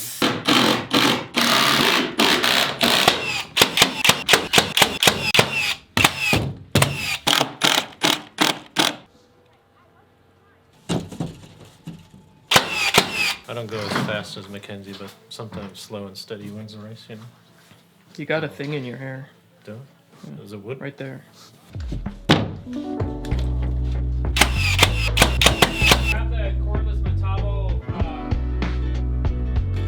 it has the other party blade on it.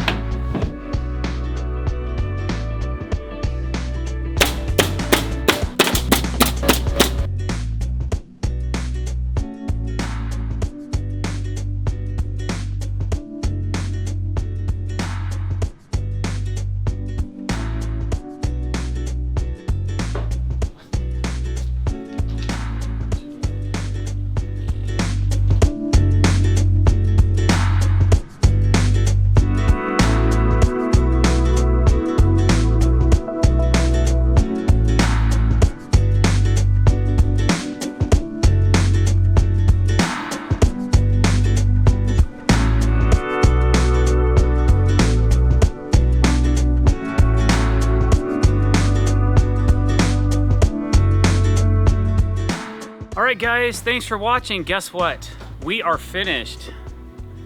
So I hope you enjoyed this build. It took us roughly almost 2 months. I think 7 weeks. Not Siri. 7 weeks to get this build done. So I hope you enjoyed following along. Maybe you learned a little something. Maybe you just enjoyed the videos. I really appreciate it. Thanks for watching.